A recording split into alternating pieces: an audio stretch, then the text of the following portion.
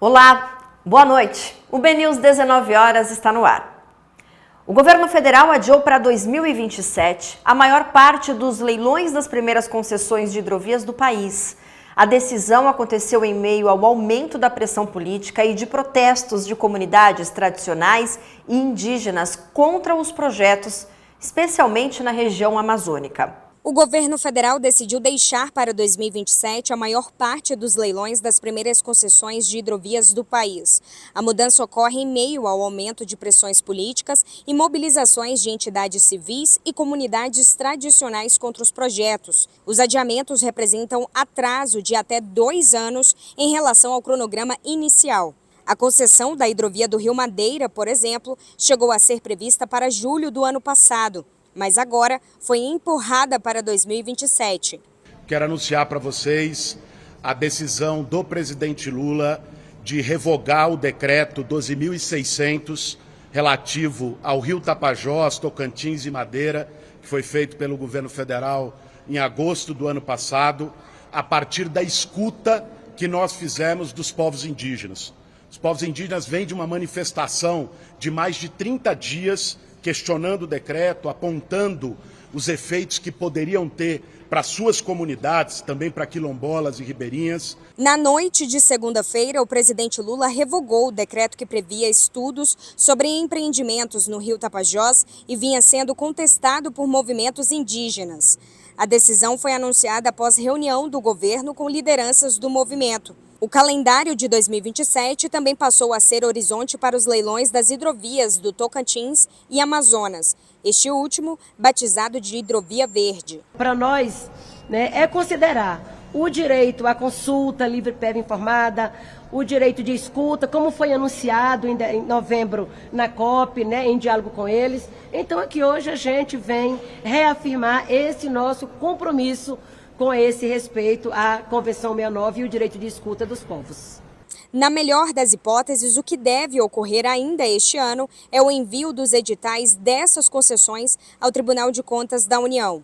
As datas efetivas de leilão, porém, seguem indefinidas. Dos 5 projetos prioritários do Ministério de Portos e Aeroportos, apenas a hidrovia do Rio Paraguai, no trecho que corta Mato Grosso do Sul, ainda tem previsão de licitação no segundo semestre, mas também sem garantia de que ocorrerá. Hoje se firmou a decisão pela revogação do decreto 12.600. Esse é um governo que tem compromisso com a escuta do povo, com a escuta dos trabalhadores, com a escuta dos povos indígenas. Esse é um governo, inclusive, que leva a escuta ao ponto de recuar de uma decisão própria por entender, compreender a posição desses povos. A pressão contra as concessões de hidrovias aumentou especialmente na região amazônica, com indígenas ocupando instalações da Cargill em Santarém, no Pará, em protesto contra a falta de consulta prévia, livre e informada, como determina a Convenção 169 da Organização Internacional do Trabalho, e apontando riscos à pesca, segurança alimentar e territórios tradicionais. No plano político, parlamentares de Rondônia também contestaram o projeto do Rio Madeira, levantando dúvidas sobre tarifas e a suposta privatização de um rio que, segundo o governo, seria apenas uma concessão de serviços como dragagem, sinalização e gestão ambiental, sem cobrança de passagem para pessoas. Do ponto de vista econômico, o programa é tratado como estratégico para reduzir o custo logístico e garantir navegabilidade ao longo do ano. Segundo o secretário nacional de hidrovias, Otto Luiz Burlier, à Folha de São Paulo, o adiamento não representa recuo, mas uma maturação natural dos projetos, especialmente diante da decisão de realizar a consulta livre, prévia e informada às comunidades impactadas, etapa que, segundo ele, altera o calendário, mas não o compromisso com as concessões. O ministro de Portos e Aeroportos, Silvio Costa Filho, disse que vai apresentar ao presidente Luiz Inácio Lula da Silva, ainda nesta ou na próxima semana, o cronograma do leilão do Tecon Santos 10. O terminal de contêineres fica no Porto de Santos e é considerado estratégico para ampliar a capacidade do complexo portuário. A expectativa é de investimento de 6 bilhões e 400 milhões de reais, mas o edital ainda não foi publicado. Segundo o ministro, a data do certame ainda não está definida, mas a ideia é realizar o leilão ao longo deste ano. E o Ministério de Portos e Aeroportos abriu uma consulta pública para modernizar o acesso ao regime especial de incentivos para o desenvolvimento da infraestrutura, o REID, no setor aeroportuário. A nova consulta pública do Ministério de Portos e Aeroportos vai colher até 14 de março, sem prorrogação, contribuições sobre a modernização do acesso ao regime especial de incentivos para o desenvolvimento da infraestrutura, o REID. Agora, a iniciativa tem como foco atender o setor aeroportuário. Hoje a gente está dando início à nossa consulta pública, onde a gente quer dialogar com todos, ouvindo sugestões, críticas, para que a gente possa, Daniel, efetivamente poder fortalecer não só o setor portuário, mas também o setor da aviação, porque essa rede, ela dialoga, né, com o Investe Mais Aeroportos, que pode ser esse grande programa de investimentos nos aeroportos brasileiros, transformando cada vez mais os aeroportos não apenas em origem e destino, mas, sobretudo, em grandes hubs de desenvolvimentos regionais em várias regiões por todo o Brasil. O REID foi criado para estimular investimentos em obras estruturantes, permitindo a suspensão de cobrança de PIS, PASEP e COFINS sobre bens e serviços vinculados a projetos de infraestrutura previamente aprovados pelo governo federal. Na prática, o mecanismo reduz custos para atrair investimentos em empreendimentos considerados prioritários para o desenvolvimento do país. A portaria que disciplina o REID é a número 105, que está em vigor desde 2021. Por meio dela, o então Ministério da Infraestrutura estabeleceu procedimentos e requisitos de aprovação de enquadramento de projetos para implantação de obras de infraestrutura de transportes para fins de habilitação ao REID. O Ministério de Portos e Aeroportos recebeu recomendações da Controladoria Geral da União para remodelar o regime e estender o benefício para empresas exploradoras de sítios aeroportuários. Entre as oportunidades ao setor, o Ministério destacou a segurança jurídica para novas empresas beneficiárias, o estímulo ao Investe Mais Aeroportos, fomento ao desenvolvimento de infraestrutura nos contratos comerciais e a Infraero passa a ser elegível ao benefício. Todos sabem que a Infraero está passando por um processo de readequação às suas atividades, até de competição com a iniciativa privada, mas amarrada muitas vezes pela lógica estatal. Então, é um reconhecimento público. Posso falar com muita tranquilidade, porque eu venho do setor portuário. Então, eu acompanho essa história de REID, não é de hoje, nem da minha entrada na Infraero. E briguei muito por conta disso lá atrás no setor portuário.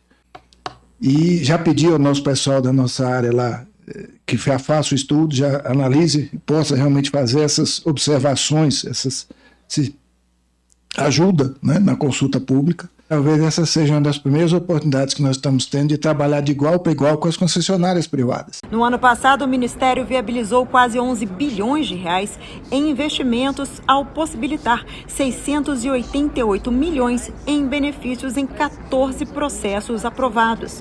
Ao incluir empresas especialistas, entidades de classe e cidadãos a participar da discussão por meio da consulta pública, a pasta informou que o objetivo é construir soluções de forma mais colaborativa. A expectativa é que o processo participativo resulte em um modelo mais eficiente, transparente e alinhado às melhores práticas de governança pública. O REID, como disse Murilo, é um instrumento fundamental daquela etapa final.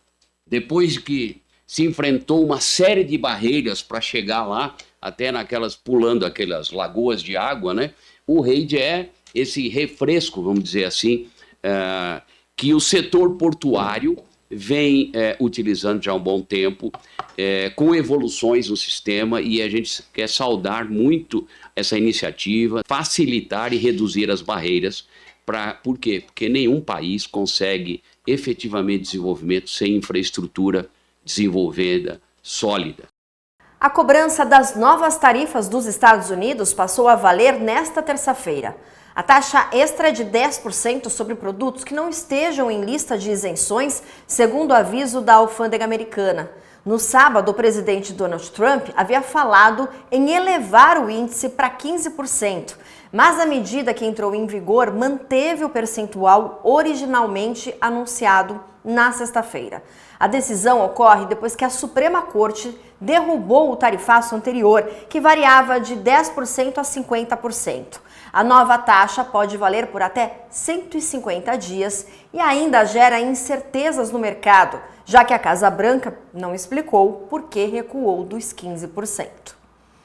Vamos agora para o portal bnews.com.br. Eu destaco uma notícia que vem do setor da aviação, porque houve uma operação da ANAC intitulada Voo Seguro RJ, que abordou 43 aeronaves e aplicou medidas no Rio de Janeiro. Foi realizada, então, pela Agência Nacional de Aviação. 43 aeronaves foram abordadas e 47 tripulantes em 9 aeródromos do Rio de Janeiro. Ao todo foram aplicadas 2 medidas cautelares, uma interdição de aeronave e uma suspensão de piloto, além da apuração de 8 indícios de transporte aéreo clandestino e de irregularidades documentais de operadores aéreos. Foi realizada entre os dias 19 e 20 deste mês e a operação contou com 10 inspetores da ANAC. Está aí uma operação realizada super importante para o setor da aviação brasileira. E o Brasil registrou cerca de 721 mil processos contra companhias aéreas entre 2023 e 2026, segundo o levantamento da plataforma Escavadora. O volume cresceu 9,4% no período e os atrasos e cancelamentos lideram as queixas. Somam mais de 500 mil ações jurídicas no país. São Paulo, Rio de Janeiro e Bahia concentram a maior parte dos casos. O Supremo Tribunal Federal suspendeu em todo o Brasil os processos que discutem a responsabilidade das empresas por estes problemas. A Corte vai definir se vale o Código de Defesa do Consumidor ou o Código Brasileiro da Aeronáutica. Até lá, as ações ficam paradas. Vamos ver agora outras notícias que foram destaque nesta terça-feira. A Receita Federal apreendeu 461 quilos de cocaína no Porto de Santos nesta segunda-feira, dia 23, ao identificar a contaminação de uma carga de 51 toneladas de papel com destino ao Reino Unido. A droga estava escondida em um dos 2 contêineres onde pacotes de papel do tipo A4 foram substituídos por tabletes de cocaína. A carga seguiria com transbordo no porto de Antuérpia, na Bélgica. A apreensão ocorreu durante a fiscalização de rotina da alfândega, com uso de análise de risco, scanner e 3 cães de faro. Após a confirmação, a Polícia Federal foi acionada para realizar a perícia e instaurar inquérito para investigar o esquema de tráfico internacional.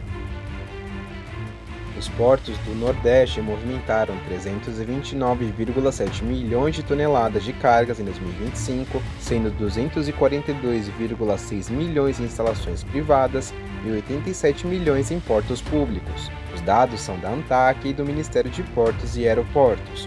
A movimentação de contêineres cresceu 9,4%, somando 21,2 milhões de toneladas, o maior volume desde 2021, impulsionado pela otimização de rotas e pelo aumento das exportações. Os granéis sólidos avançaram 0,06% e totalizaram 244,4 milhões de toneladas, com o minério de ferro representando 40% do total, seguido por petróleo e derivados e soja. O terminal marítimo de Ponta da Madeira, no Maranhão, liderou a movimentação, com 172,4 milhões de toneladas, seguido por Itaqui, Suape e Pecém. O terminal de carga de Viracopos, em São Paulo, concluiu na segunda-feira a exportação de 212 toneladas de equipamentos do artista porto-riquenho Bad Bunny, que se apresentou na capital paulista.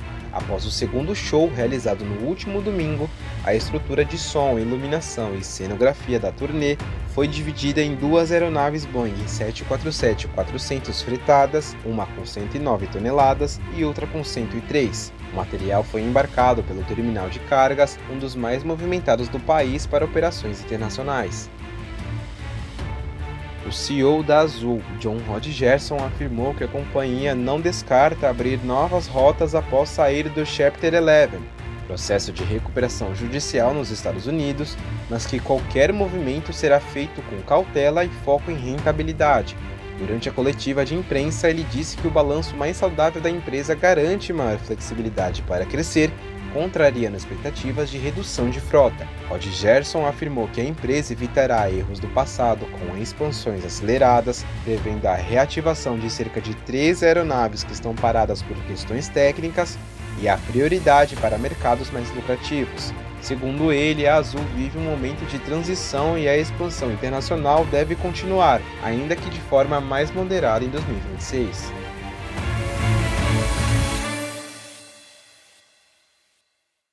A representação brasileira no Parlamento do Mercosul aprovou por unanimidade o relatório sobre o acordo de livre comércio entre o Mercosul e a União Europeia.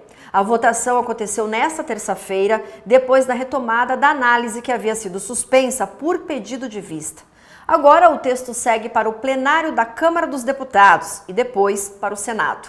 O acordo prevê redução gradual de tarifas, salvaguardas para setores sensíveis e mecanismos de solução de controvérsias envolvendo um mercado de cerca de 718 milhões de pessoas.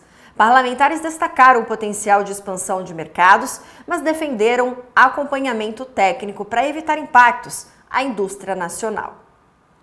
E no sábado, a cidade de Cubatão, no litoral de São Paulo, vai receber uma exibição ao ar livre do mini documentário Memórias da Vila Esperança.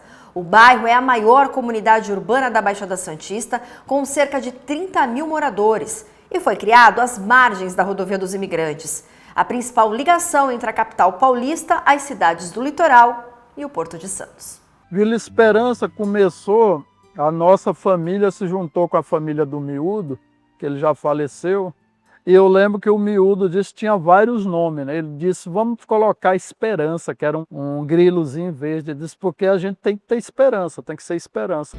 A narrativa de quem mora na comunidade da Vila Esperança é retratada a partir do olhar dos próprios moradores. A formação do bairro, que cresceu junto com o desenvolvimento dos acessos às cidades do litoral e ao complexo portuário santista, é humanizada pelas vozes de quem construiu a maior comunidade da região litorânea. Aqui atrás tem 6 bairros. Tu começa Sítio Novo, Ilha Bela, Caminho da Benção, Morro do Indo, Caminho Imigrante e Ponto Final.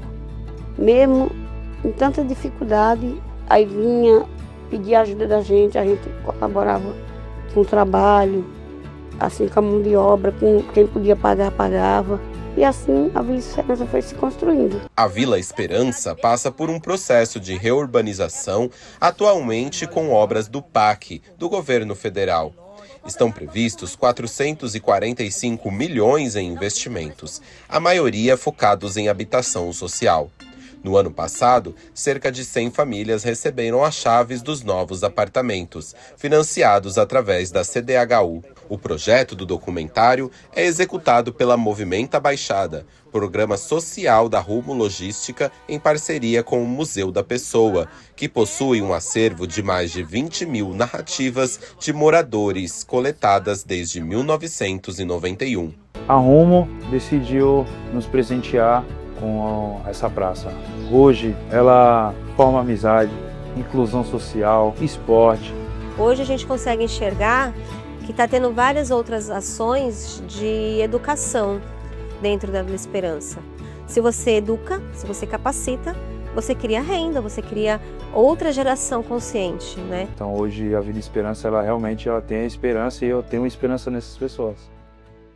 E o BNews 19 horas fica por aqui. Uma ótima noite para você. Voltamos a nos encontrar amanhã. Até lá.